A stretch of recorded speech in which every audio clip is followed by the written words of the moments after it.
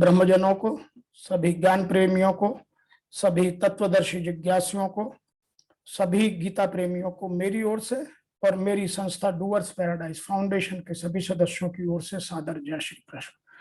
आज हम वर्तमान युग में आध्यात्मिक चिंतन की श्रृंखला के तहत गीता के 7वें अध्याय के श्लोक संख्या 6 की व्याख्या कर रहे हैं। श्लोक संख्या 5 और 4 में भगवान श्री कृष्ण ने भगवत स्वरूप को तत्व से जानने वालों की दुर्बलता का प्रतिपादन किया कि वो बहुत कम है, और अपरा और परा प्रकृति के स्वरूप का वर्णन किया। अब उक्त दोनों प्रकृतियों को संपूर्ण भूतों का कारण और अपने को महाकारण बतलाना उनका इस श्लोक में उद्देश्य है, और आगे के सभी श्लोकों में वो अपनी व्यापकता, अपनी पूर्णता और अपना पूर्ण अस्तित्व पर चर्चा करेंगे। तो यहाँ भगवान श्री कृष्ण अर्जुन से कहते हैं, एतदोनीनि भूतानि सर्वाणि इति उपराधारय अहं कृतनस्य जगत प्रभय प्रलय तथा। संपूर्ण प्राणियों के उत्पन्न होने में अपरा और परा, इन दोनों प्रकृतियों का संयोग ही कारण है। तो बार बार हम कारण की बात कर रहे हैं, तो यहाँ भगवान श्री कृष्ण स्पष्टतः हमें समझा रहे हैं कि संपूर्ण प्राणियों के उत्पन्न होने में अपरा और परा, इन दोनों प्रकृतियों का संयोग ही कारण है। तो अपरा और परा की हम बात कर चुके हैं, वो 8 तत्व, 3 परा और 5 अपरा। ऐसा तुम समझो मैं संपूर्ण जगत का प्रभाव तथा प्रलय हूं। तो भगवान यहाँ अपने बारे में कह रहे हैं और वो बताते हैं कि तुम मुझे समझो। अनंत ब्रह्मांडों में स्थावर जंगम, थलचर, जलचर, नभचर, जरायुज, अंडज, स्वदेज और उभिदज, मनुष्य, देवता, गंधर्व, पितर, पशु, पक्षी, कीट, पतंग और आज के वर्तमान युग के जितने भी वायरस आदि जितने भी प्राणी हैं, जो प्राणी देखने, सुनने, पढ़ने में आते हैं, वे सब अपरा और परा, इन दोनों के माने हुए संयोग से उत्पन्न हुए हैं। तो दुनिया में जो भी आप देख रहे हैं वह संयोग इन दोनों के, अपरा और परा प्रकृति के संयोग से उत्पन्न हुए हैं। अपरा और परा का संयोग ही संपूर्ण संसार का बीज है। तो इसका मतलब यह हुआ कि हमारा जो अगला जन्म है उसका बीज हम इस जन्म में अपने कर्मों से बो रहे हैं। यदि हम में ममता, कामना, आसक्ति है तो हम उधर जाएंगे, और यदि हमें आत्मा से परमात्मा को मिलाने की प्रबलता है और आत्मा और परमात्मा मिल गए तो फिर हम मोक्ष की प्राप्ति होकर के, दोनों एक होकर के फिर इस भवबंधन को पार हो जाएंगे। तो जो हमारा बीज है, जो हमारे अगले जन्म का मुख्य कारण है, वह है हमारी अपरा और परा का संयोग। मैं संपूर्ण जगत का प्रभव तथा प्रलय हूं। मतलब मैं संपूर्ण संसार को पैदा करने वाला और प्रलय मीन्स मिटाने वाला हूं।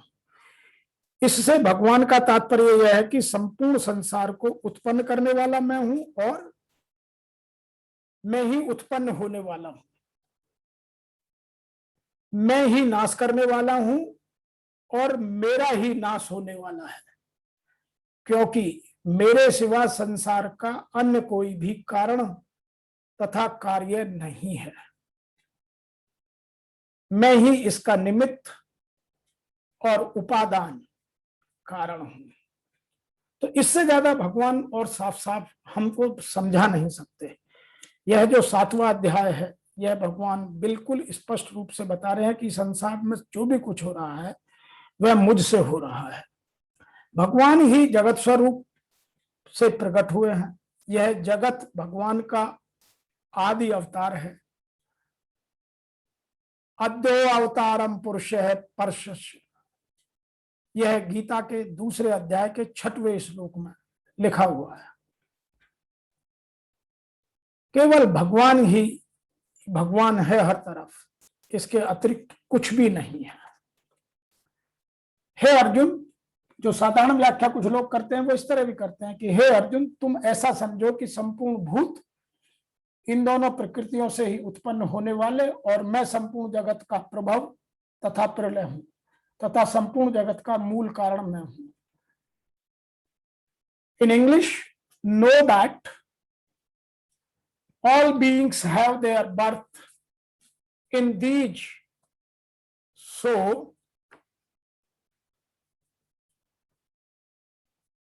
I am the source and dissolution of the whole universe। यह बात भगवान साफ साफ स्पष्ट रूप से कह रहे हैं और यही हमें समझने की आवश्यकता है। यदि हम इस चीज को नहीं समझ पा रहे हैं तो यह हमारी भूल है। Some people are saying like this, know all matter to be born from these, I am the reason for the creation of entire universe and destruction and its destruction, so nothing before me and after me, whatever is happening, I am the source and I am the responsible।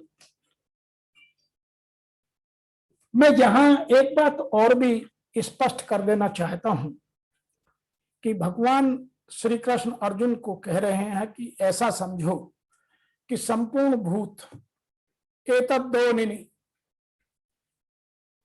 इन महाप्रकृतियों से, परा और अपरा प्रकृतियों से उत्पन्न होने वाले हैं। यही दोनों एकमात्र योनि हैं। मैं संपूर्ण जगत की उत्पत्ति तथा प्रलय रूप हूं, अर्थात मूल कारण मैं ही हूं। जगत की उत्पत्ति मुझसे हुई है और प्रलय अर्थात विलय अर्थात सर्वनाश भी मुझ में ही है। जब तक प्रकृति जगत की उत्पत्ति मुझसे है और प्रलय विलय मुझसे है, जब तक प्रकृति विद्यमान है और जब तक मैं इसकी उत्पत्ति हूं, और जब कोई महापुरुष प्रकृति का पार पा लेता है तब मैं ही महाप्रलय भी हूं जो अनुभव में आता है। सृष्टि की उत्पत्ति और प्रलय के प्रश्न को मानव समाज ने कौतूहल से देखा है। विश्व के अनेक शास्त्रों ने इसे कभी किसी न किसी तरह समझने का प्रयास किया है और आज भी वर्तमान में चला आ रहा है। कोई कहता है कि प्रलय में संसार डूब जाता है, तो किसी के अनुसार सूर्य इतना नीचे आ जाता है कि पृथ्वी जल जाती है। कोई इसी को कयामत कहता है कि इसी दिन सबका फैसला सुनाया जाता है। तो कोई नित्य प्रलय, नैमित्तिक प्रलय की गणना में व्यस्त है। किंतु योगेश्वर श्री कृष्ण के अनुसार प्रकृति अनादि है, परिवर्तन होते रहते हैं, किंतु यह कभी नष्ट नहीं होती, क्योंकि परमात्मा कभी नष्ट नहीं होता तो प्रकृति कभी नष्ट नहीं होती, रूप बदलता रहता है। भारतीय धर्म ग्रंथों के अनुसार मनु ने प्रलय देखा, उसके साथ 11 ऋषियों ने मत्स्य की सींग पर नाव बांधकर हिमालय से एक उत्तंग शिखर पर शरण ली। लीलाकार श्री कृष्ण के उपदेशों एवं जमीन से संबंधित उनके समकालीन शास्त्र भागवत में मृकंड मुनि के पुत्र मार्कंडेय जी द्वारा प्रलय का आंखों देखा हाल प्रस्तुत है। वे हिमालय के उत्तर में पुष्पभद्रा नदी के किनारे रहते थे। भागवत के 12 स्कंद के 8वें और 9वें अध्याय के अनुसार सौनक आदि ऋषियों ने सूत जी से पूछा कि मार्कंडेय जी ने महाप्रलय में वट के पत्ते पर भगवान बाल मुकुंद के दर्शन किए, किंतु वो तो हमारे ही वंश के थे, हमसे ही कुछ समय पूर्व हुए थे। उनके जन्म के बाद न कोई प्रलय हुआ है, न सृष्टि डूबी है, सब कुछ यथावत है, तो उन्होंने ऐसा प्रलय देखा। यह प्रश्न हमारे शास्त्रों में आता है। सूत जी ने बताया कि मार्कंडेय जी की प्रार्थना से उत्पन्न होकर नर नारायण ने उन्हें दर्शन दिया। मार्कंडेय जी ने कहा कि मैं आपकी यह माया देखना चाहता हूं, जिससे प्रेरित होकर यह आत्मा अनंत योनियों में भ्रमण करता है। भगवान ने उनकी विनय को स्वीकार किया। एक दिन जब मुनि अपने आश्रम में भगवान के चिंतन में तन्मय हो रहे थे, तब उन्हें दिखाई पड़ा कि चारों ओर से समुद्र उमड़कर उनके ऊपर आ रहा है। उसमें मगर छलांगे मार रहे हैं। उनकी चपेट में ऋषि मार्कंडेय भी आ रहे हैं। वे इधर उधर बचने के लिए भाग रहे हैं।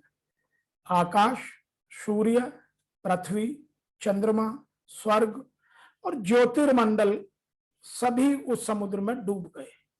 इतने में मार्कंडेय जी ऋषि को बरगद का पेड़ और उसके पत्ते पर एक शिशु दिखाई दिया। श्वास के साथ मार्कंडेय जी ने उस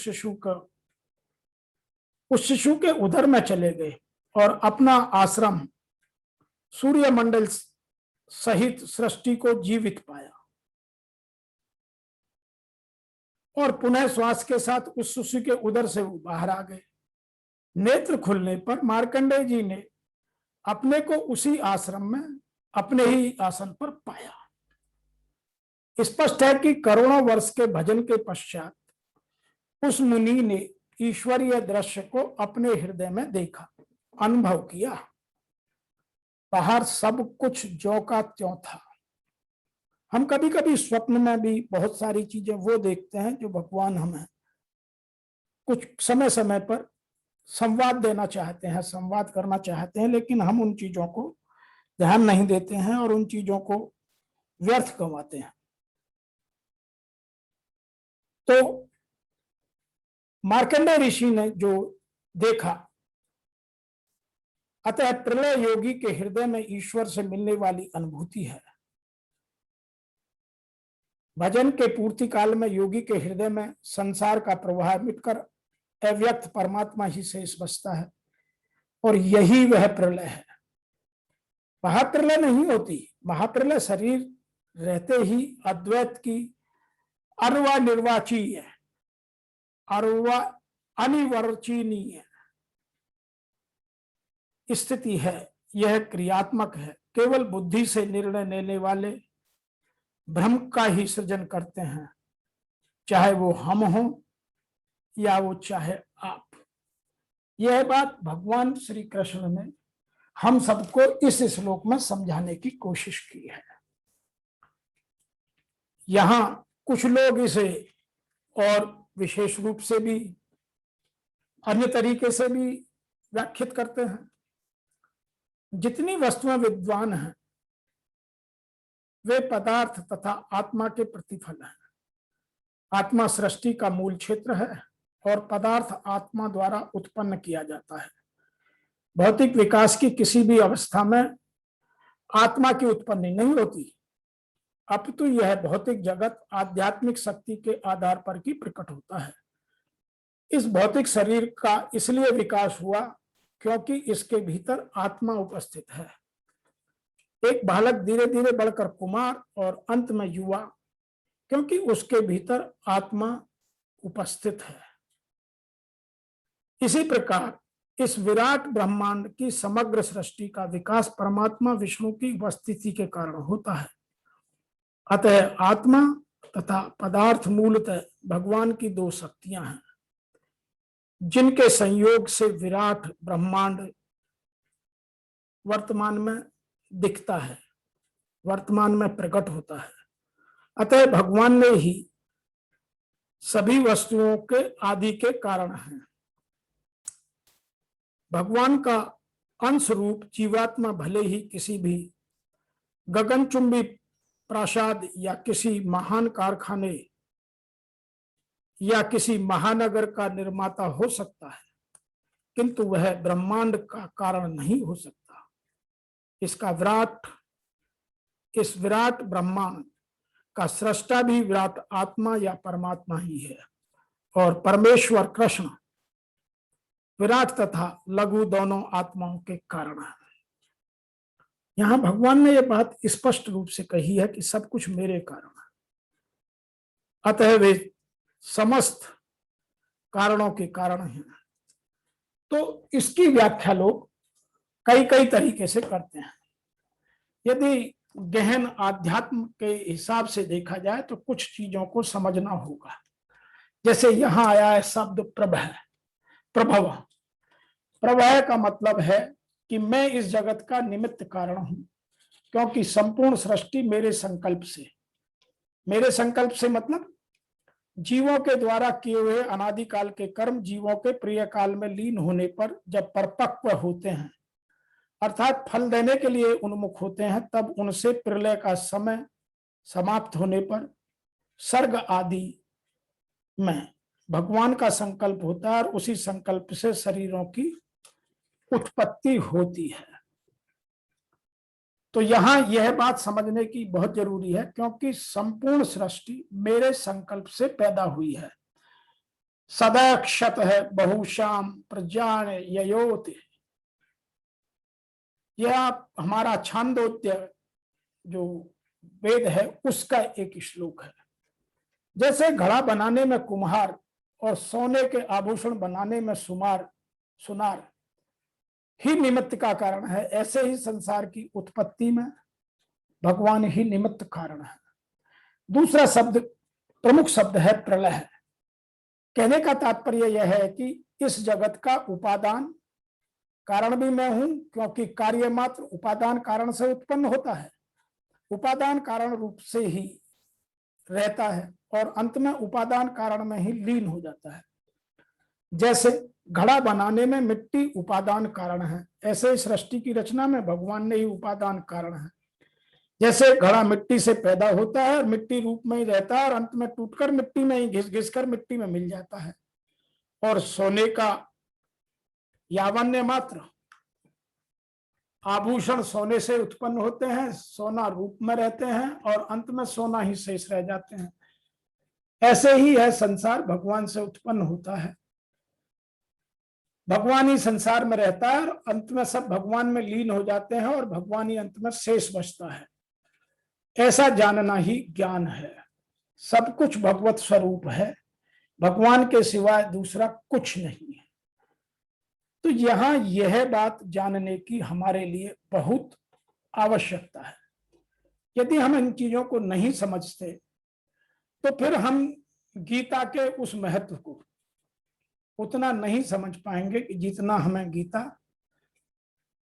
एक बार पढ़कर समझने में अपना महत्व दे सकती है। और मैं यह बात बार बार आपसे निवेदन कर रहा हूं कि गीता हमारे लाइफ का मैनुअल है। यदि हमने गीता के सार को समझ लिया और अपने जीवन को उस तरफ मोड़ लिया तो हमारा एक जन्म ही काफी है आत्मा और परमात्मा के मिलन के लिए। यहां एक बात मैं और भी आपको याद दिलाना चाहता हूं। अपरा प्रकृति और भगवान में तो कार्य कारण का संबंध है, क्योंकि अपरा प्रकृति भगवान का कार्य है, परंतु परा प्रकृति और भगवान में कार्य कारण का संबंध नहीं है।